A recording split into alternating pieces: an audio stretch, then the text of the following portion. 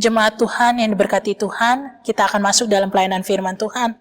Tapi sebelumnya mari kita berdoa. Kita berdoa. Ya Tuhan yang Maha Pengasih dan Pengampun, di dalam nama Tuhan Yesus, kami mengucap syukur atas kasih dan penyertaan-Mu dalam kehidupan kami. Kiranya Tuhan, pada saat ini di hari-Mu yang kudus, di hari-Mu yang penuh sukacita, kami akan mendengarkan firman-Mu. Kami memohonnya kepadamu Tuhan, layakkan kami, agar apa yang kami dengar dan kami baca bisa menjadi pedoman bagi kehidupan kami, dan kami bisa melakukannya dalam kehidupan hari lepas hari kami Tuhan. Kami mohon dengan penuh kasih dan Roh Kudus-Mu yang selalu setia menuntun kami, karena tanpa itu Tuhan kami tidak berarti apa-apa. Ya Tuhan Yesus, ini kami dengan segala kekurangan kami berdoa dan bersyukur. Amin. Jemaat Tuhan, mari berdiri untuk mendengar firman Tuhan. Haleluya.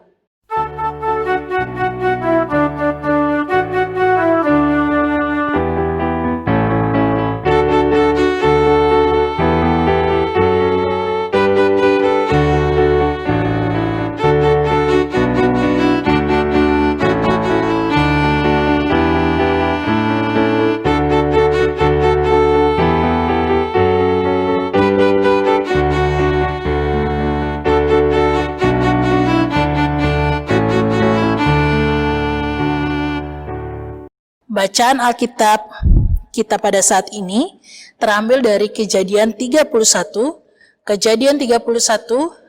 ayatnya yang ke-43 sampai 50. Pembacaan Alkitab pada saat ini terambil dari Kejadian 31 ayat 43 sampai yang ke-50 di bawah perikop perjanjian antara Yakub dan Laban.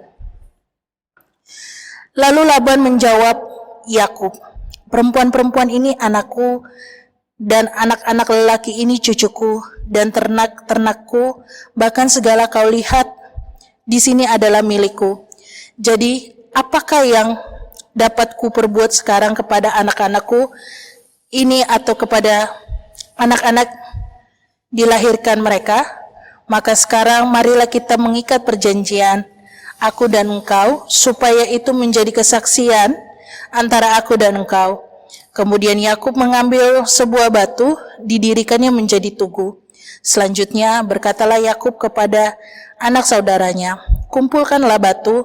Maka mereka mengambil batu dan membuat timbunan, lalu makanlah mereka di sana di dekat timbunan itu. Laban menamai timbunan batu itu Yegar Sahaduta, tetapi Yakub menamainya Galet. Lalu kata Laban, timbunan batu inilah pada hari ini menjadi kesaksian antara aku dan engkau. Itulah sebabnya timbunan itu dinamai Galet. Dan juga Mispa, sebab kata Tuhan, kiranya berjaga-jaga antara aku dan engkau apabila kita berjauhan. Jika engkau mengabaikan anak-anakku, dan jika engkau mengambil istri lain di samping anak-anakku itu, ingatlah, walaupun tidak ada orang dekat kita, Allah juga menjadi saksi antara aku dan engkau. Hendaklah sabda Kristus diam dalam kekayaannya di antara kamu, dan ucaplah syukur kepada Allah.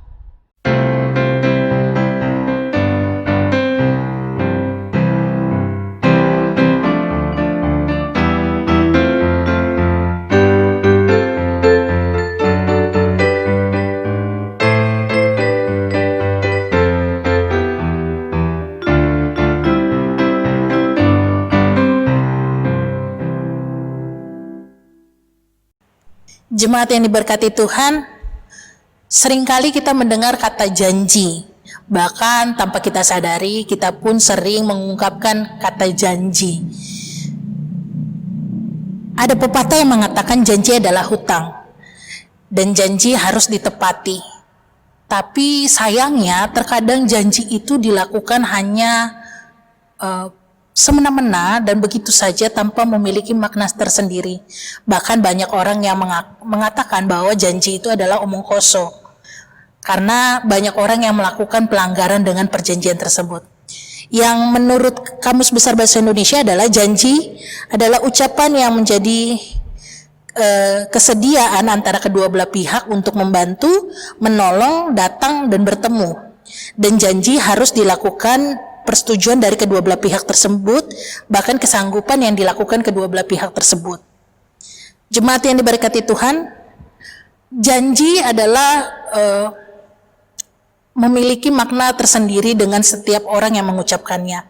Sama halnya dengan kita sebagai jemaat, waktu di CD atau bagaimana dengan Bapak Ibu ketika membawa anaknya dibaptis, mereka mengungkapkan janji bersama kepada jemaat dan gereja serta Tuhan, terkhususnya dengan menyatakan perjanjian-perjanjian tersebut.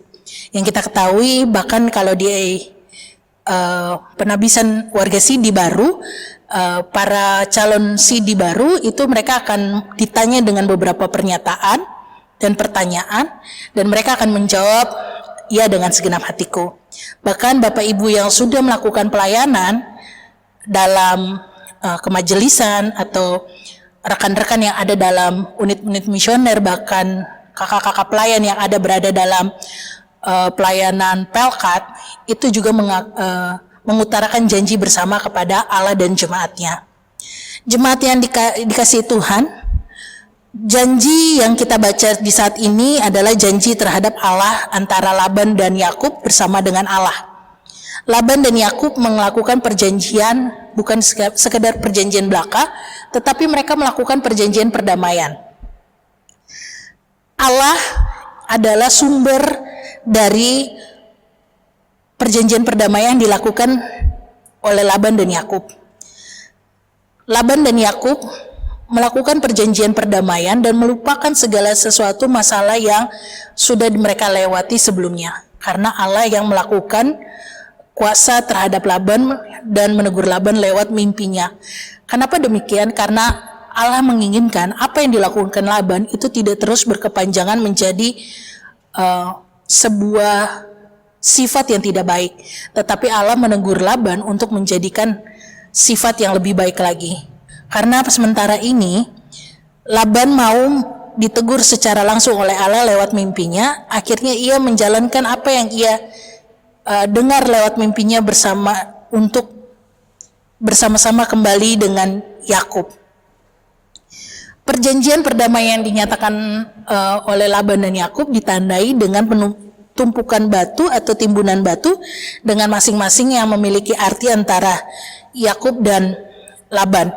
Yakub menamainya dengan Galet, sertakan Laban menamainya dengan Yedar Sahaduta. Dengan timbunan batu ini juga adalah sebagai saksi atau pengingat perjanjian perdamaian yang dilakukan Laban oleh Yakub. Kenapa demikian?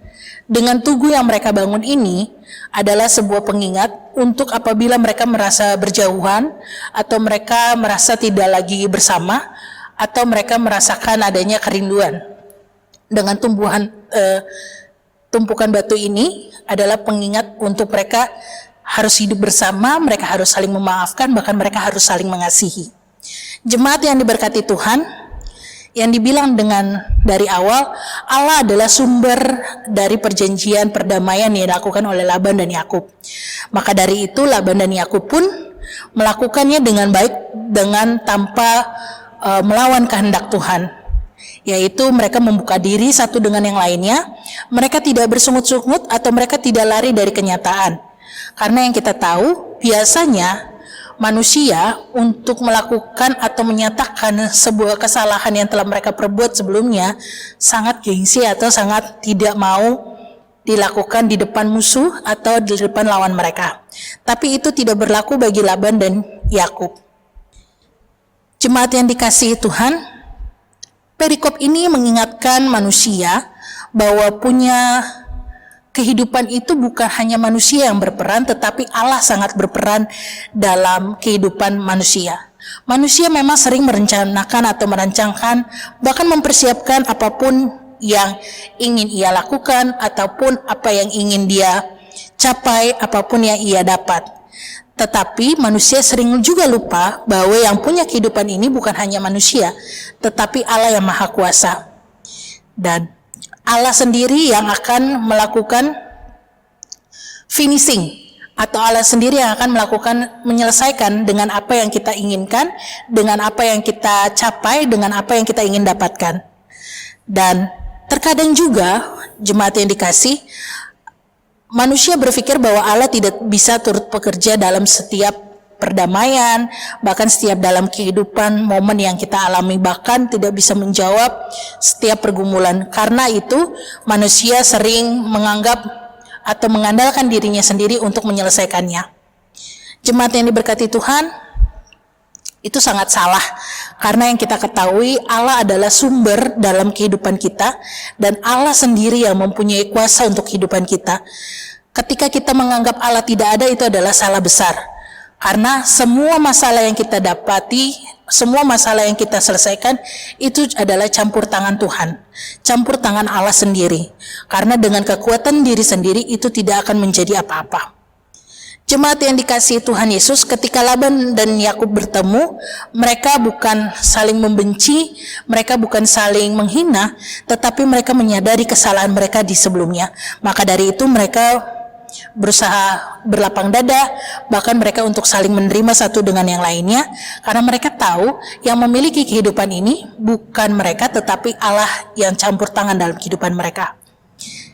Jemaat yang diberkati Tuhan, Yakub dan Laban juga menyadari bahwa harusnya kehidupan ini dijalankan sesuai dengan kehendak Allah, dan mereka bersyukur karena Allah turut campur dengan apa yang mereka alami, yaitu melakukan perjanjian perdamaian agar apa yang mereka ingin atau yang mereka capai ke depannya bisa berjalan dengan baik. Jemaat yang diberkati Tuhan, manusia suka terkadang lupa dengan apa yang ingin dicapai, dengan yang dia lakukan sesuai dengan kehendaknya sendiri. Marilah dengan seperti Laban dan Yakub sebagai contoh konkret untuk mengandalkan Allah dalam setiap kehidupan dan melakukannya dalam kehidupan hari lepas hari, harusnya kita bisa menyatakan perdamaian, bahkan menepati perjanjian yang kita katakan tersebut. Jangan saja kita melakukan perjanjian dengan omong kosong. Jangan kita menjadi mengungkapkan sumpah serapah dengan sembarangan, tetapi marilah kita menjadi orang yang setia, orang yang menciptakan pendamai, bahkan orang yang membawa sukacita. Karena yang kita ketahui bahwa manusia itu diciptakan serupa dan segambar dengan Allah.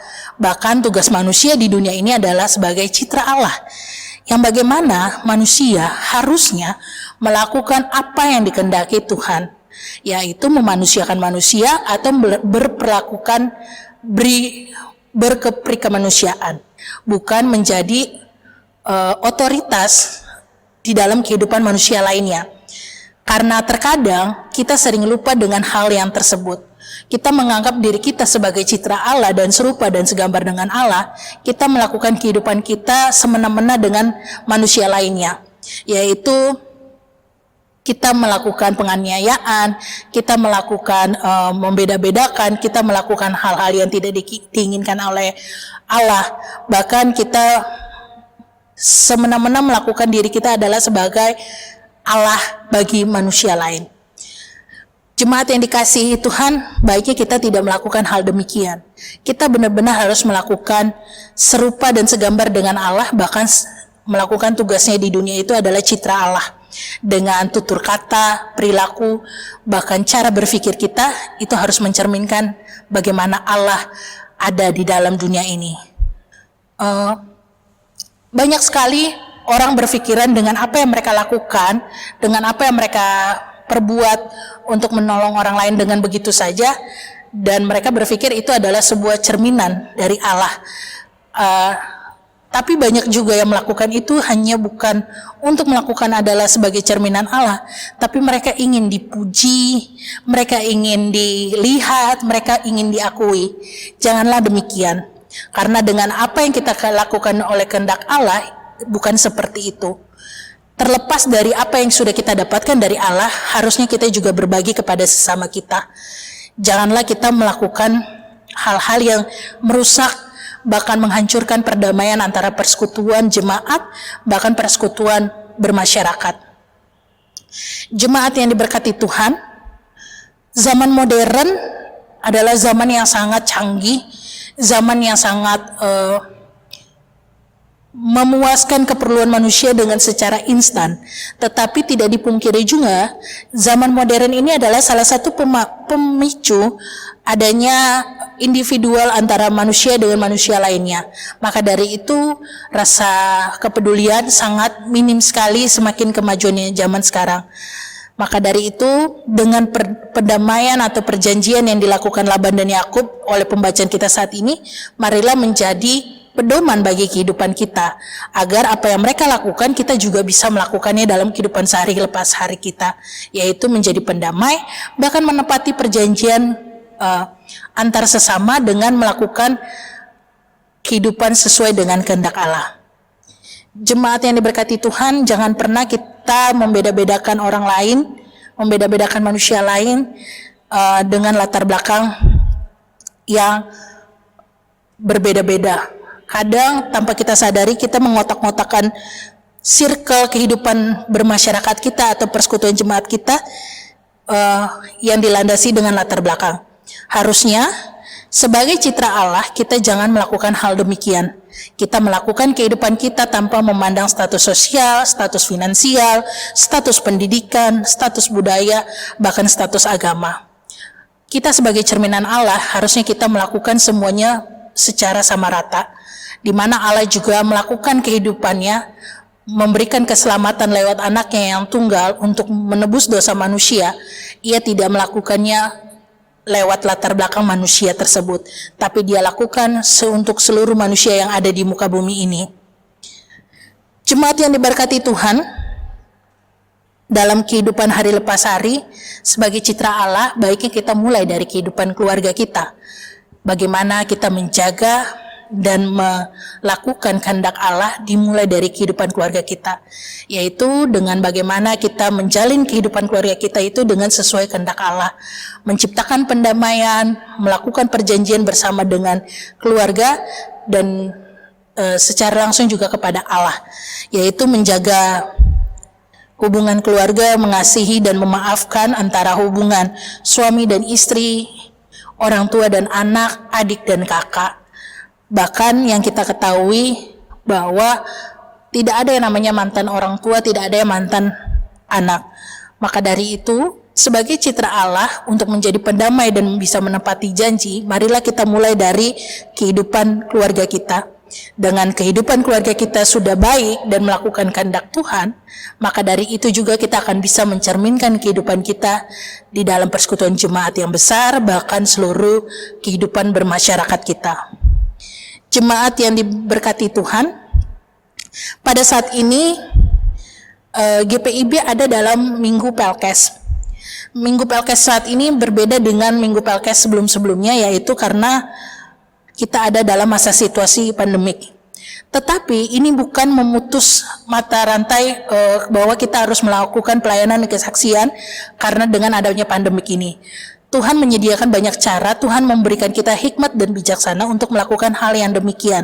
Bagaimana? Yaitu kita mensupport atau mendoakan juga mereka yang sedang berjuang untuk melawan dan menyelesaikan pandemi COVID-19 ini.